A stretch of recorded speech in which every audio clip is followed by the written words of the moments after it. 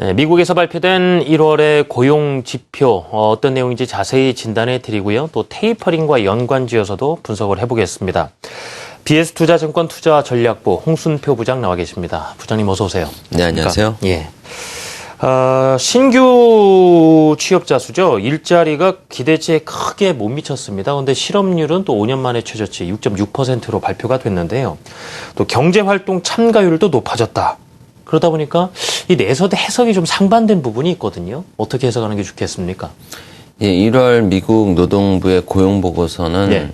그동안 글로벌 금융시장에서 가장 크게 우려되었던 점이 미국 연준의 테이퍼링 속도가 점차 가속화되면서 경제 성장세를 훼손시킬 수 있다는 그런 우려감이었는데요. 이런 그 우려감을 일정 부분 완화시켜 줄 수 있었던 그런 결과를 공개를 했고, 결과적으로 미국과 또 유럽 증시 등 대부분의 증시에 안도감을 갖고 상승 마감할 수 있었습니다. 1월 미국 노동부 고용보고서에 담겨져 있는 내용은 다소 좀 앞서 말씀해 주신 것처럼 좀 엇갈린 결과를 공개를 했습니다. 비농업 부분 일자리 증감 같은 경우는 상당히 좀 실망스러운 결과를 공개를 한 반면 1월 실업률 같은 경우는 추가 하락하는 결과를 공개를 했습니다.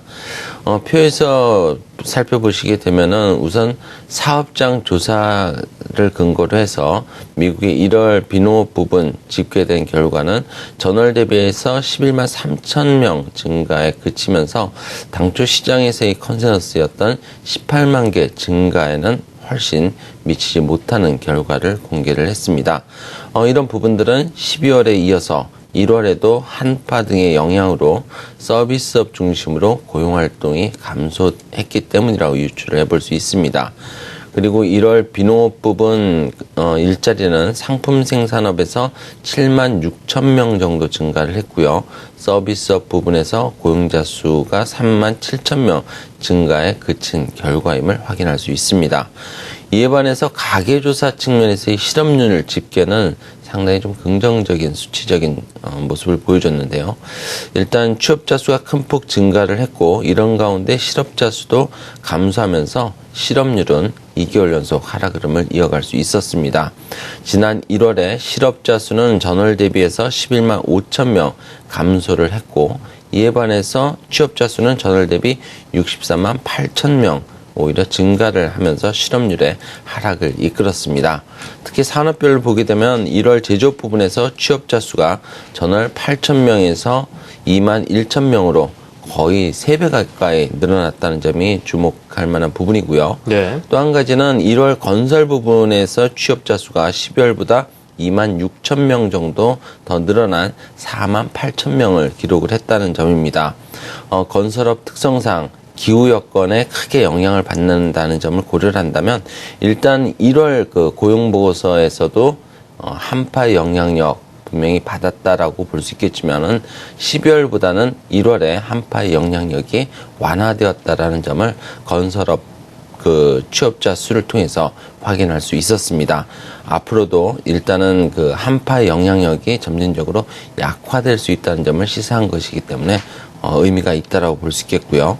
또 1월에 개인 서비스 부분 취업자 수가 6만 6천 명으로 그 전월에 10만 2천 명보다 줄어들면서 전체 비농업 부분 일자리 증감에 있어서 실망스러운 결과를 주도를 했다라고 볼 수 있습니다. 이와 같은 그 취업자 수 증가와 실업자 수 감소로 올해 1월 고용에서 경제활동 인구수가 전월 대비 52만 3천 명 증가를 했고, 또 경제활동 참가율도 전월 62.8%에서 0.2%포인트 상승한 63%를 기록을 했습니다. 이런 부분들을 고려한다면 그 12월 고용보고서와 달리 1월 고용보고서 내에서의 비농업 부분 증감의 실망스러운 결과, 또 실업률의 감소 종합적으로 평가를 해본다면 일단 질적인 측면에서 미국 고용시장의 회복과 관련해서는 상당히 긍정적인 시그널을 보여줬다라고 볼 수 있습니다. 즉 유동성, 미국을 중심으로 한 글로벌 유동성이 급격하게 줄어들 것이라는 그런 우려감에서는 어느 정도 좀 완화될 수 있는 부분들이 있겠지만, 예. 여전히 미국 고용시장의 그런 회복 가능성은 지속 지속될 수 있다는 점을 아울러서 시사를 해 주었습니다. 네, 질적인 부분 봤을 때도 참 긍정적인 시그널이다 말씀해 주셨는데요. 하지만 그 12월과 1월 두 달 연속 그 일자리가 늘어나는 부분에 있어서는 시장 예상치를 계속 밑돌다 보니까 연준의 자산 매입 축소하는 데 있어서 속도 조절에 나서지 않을까 하는 얘기도 나온 상황이지 않습니까?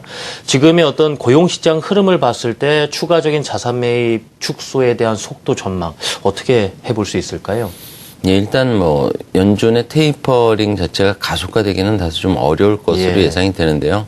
일단 테이퍼링의 그런 가속화가 어려울 것으로 예상한다는 점이 미국 고용시장에 대한 전망이 불투명함을 의미하는 것은 아니라고 볼 수 있습니다. 앞서 설명드렸듯이 미국 고용시장 질적인 측면에서도 꾸준하게 회복세를 이어가고 있다는 점을 확인할 수 있었기 때문에 앞으로의 그 미국 고용시장의 회복에 대한 기대감은 유효하다라고 볼 수 있습니다.